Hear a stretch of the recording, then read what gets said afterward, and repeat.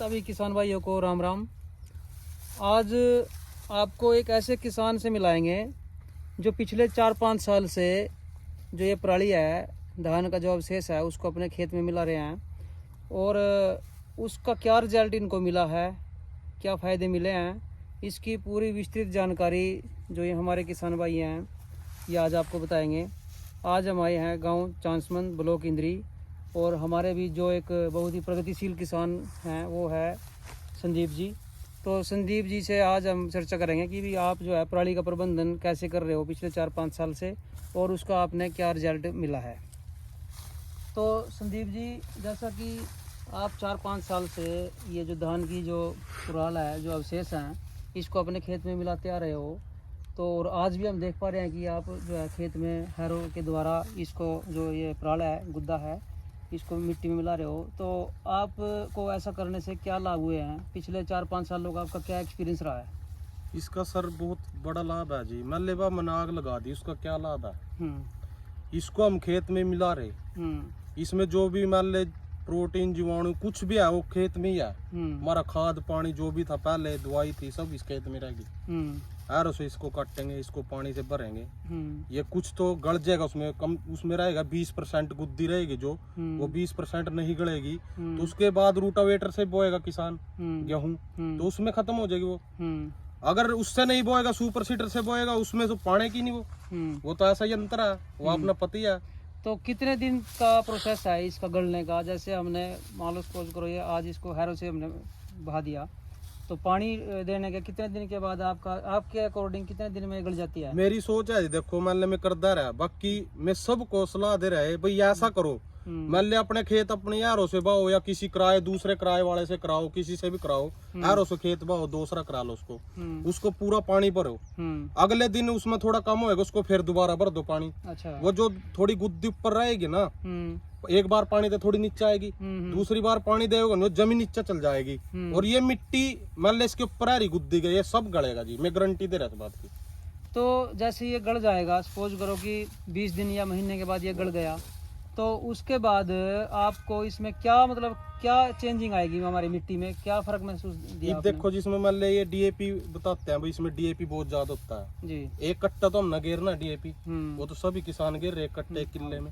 एक कट्टा ये मिल गया मेरे को फ्री में, मेरा क्या गया जी, मेरे को 2 कट्टे मिल गए जी। फिर मेरे को पहले फायदा ही हो रहा है, इसका नुकसान तो नहीं। आग से बच रहा, मैं आग लगाऊंगा, कोई अफसर आएगा मेरे को फाइन लगाएगा, 10 बातें सुनाएगा, मैं क्यों सुनूं किसी की बातें? मैं अपने खेत में अपने यंत्र से अपना ये काम करूंगा। मैं तो प्रोडक्शन में, यील्ड में कोई फर्क आया? आप जैसे कर रहे हैं कुछ सालों से? मैं तो बहुत किसानों कर रहा है जी, मेरे पर काम करा रहे किसान। नहीं, प्रोडक्शन में जैसे यील्ड जो है एवरेज में अच्छा पीछे मैंने 27-28 के एवरेज लिखी इसके हाँ जी। और 1-2 किले मैंने नूही सुपर सीटर से हरवाए।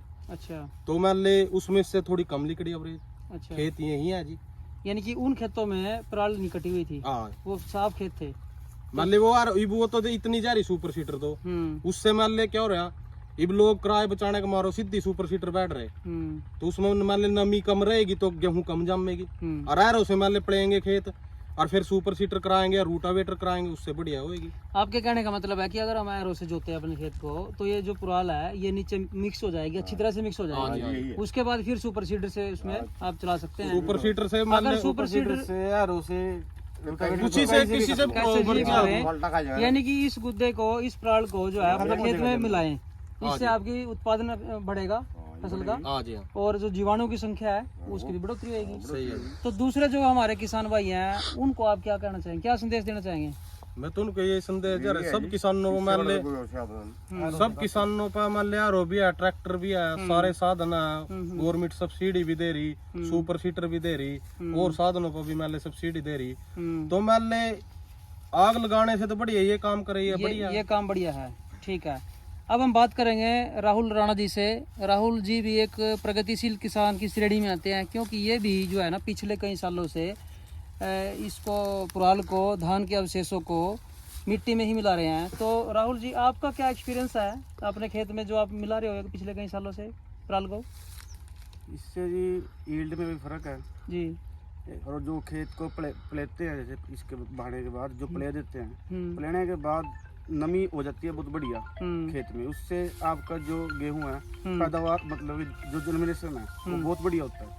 अच्छा। हाँ, तो मैं तो यही कहूँगा कि आप इसको एरो से बाओ और इसमें पानी भर के रखो लगभग 1 हफ्ता, जिससे ये सारा गल जाएगा जी। कुछ परसेंट जो रहेगा वो बाद में जब लेने के बाद जब खेत बहतर आएगा उसके बाद जैसे अब एरो से या किसी सुपर सीडर से किसी से भी गेहूं को बोएंगे तो हमारा जर्मिनेशन बहुत बढ़िया आएगा, नमी रहेगी खेत में। अच्छा, तो ये थे हमारे गांव चांसमंद ब्लॉक इंद्री के प्रगतिशील किसान।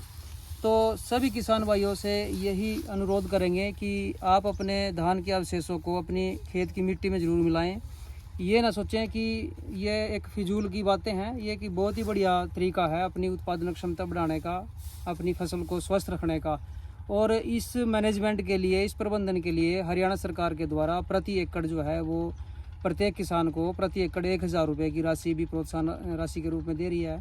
तो सभी किसान भाइयों से यही आग्रह करेंगे कि आप अपनी पराली को अपने खेत में मिलाएं, अपनी उत्पादन क्षमता को बढ़ाएं और हरियाणा सरकार के द्वारा जो प्रोत्साहन राशि दी जा रही है उसका भी लाभ उठाएं। धन्यवाद।